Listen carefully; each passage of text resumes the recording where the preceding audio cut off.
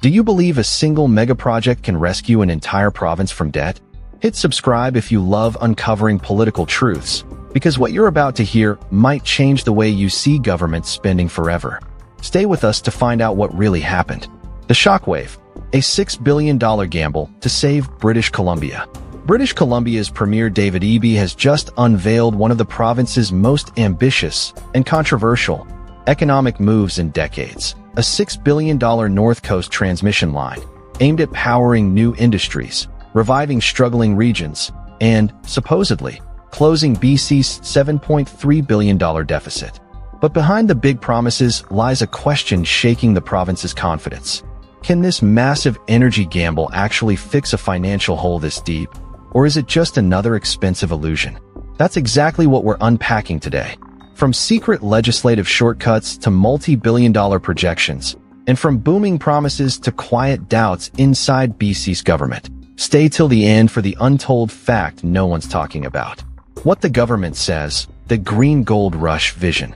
Under Bill 31, the Energy Statutes Amendment Act, Eby's government pushed through reforms to fast-track this megaproject. The North Coast transmission line will stretch hundreds of kilometers across rugged terrain, linking remote mining zones, LNG terminals, and export ports in northwest BC. According to official figures, Phase 1 and 2 are pegged at $6 billion Canadian dollars, with Phase 3 yet to be priced. The government claims it will generate $9.85 billion Canadian dollars annually for the provincial economy. Expected government revenue boost, around $1 billion Canadian dollars per year. Jobs promised, about 9,700 direct positions in construction and operations. Officials are calling it the Clean Energy Superhighway, the backbone of a new low-carbon economy that will turn BC into a hub for sustainable industry. The harsh reality, a province drowning in debt. Now here's the catch. BC's finances are already in deep trouble. The 2024-25 fiscal report showed a $7.3 billion Canadian dollars deficit, and total public debt has ballooned to $134 billion Canadian dollars, up more than 50% in just 2 years. That means every decision the government makes right now comes with pressure, massive political, financial, and social pressure. Critics argue that launching a multi-billion-dollar infrastructure project under this debt load is like building a mansion while the roof is on fire. The hidden shortcut, Bill 31's silent power shift. Here's where things get even more intriguing. Bill 31 doesn't just fast-track construction. It weakens the oversight of the BC Utilities Commission, BCUC, the independent body that normally ensures projects are in the public interest. By shifting approval power directly into government hands, the Eby administration can bypass lengthy reviews, public hearings, and cost-risk analysis. Supporters call it cutting red tape. Opponents call it cutting accountability. Former energy regulators told the Narwhal and the Tyee that this change could open the door to politically driven decisions, where billions in taxpayer funds move without full scrutiny. The critics show us the contracts. Economists and policy experts have pointed out a glaring issue. The expected industrial investments haven't been secured. In other words, those billions in projected revenue depend on hypothetical projects, mining, LNG facilities, and ports that may never fully materialize.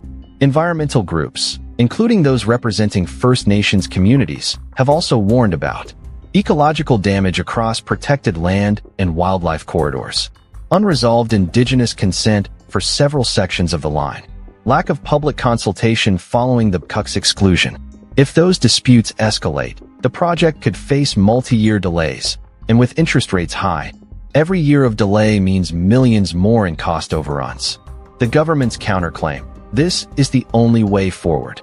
Premier Eby and his cabinet insist that this isn't a gamble, but a strategic transformation. Their argument: without this infrastructure, major industries won't invest, northern communities won't develop, and the deficit will only grow deeper. Energy Minister Josie Osborne stated, "This project isn't just about power lines. It's about powering opportunity for jobs, clean energy, and long-term fiscal growth." Still, analysts question whether the promised jobs and revenues can appear soon enough to offset the cost of construction and debt servicing. Why it matters to you. If the project succeeds, British Columbia could experience a renewable energy boom that finally balances its budget and secures clean industry jobs for decades. But if it fails, taxpayers will shoulder billions more in debt, electricity rates could rise, and environmental scars might remain long after the cables are laid. That's the razor's edge the province now stands on. Prosperity or more red ink. The hidden truth no one's talking about. Now here's the part they didn't highlight in the press releases. Internal budget notes, cited by the Narwhal and Northern Beat, show that the government plans to finance portions of the project through deferred borrowing, meaning the real cost won't appear in the books until later fiscal years. That means this solution might temporarily make the deficit look smaller, while quietly pushing new debt into the future. In short, the transmission line might fix the deficit on paper while expanding it in reality. And that's the twist everyone missed. Final word. So, will Eby's grand vision save British Columbia or dig it deeper into the red? Only time and full transparency will tell. But one thing's clear. This isn't just a power project. It's a political stress test for the province's future. Tell us in the comments.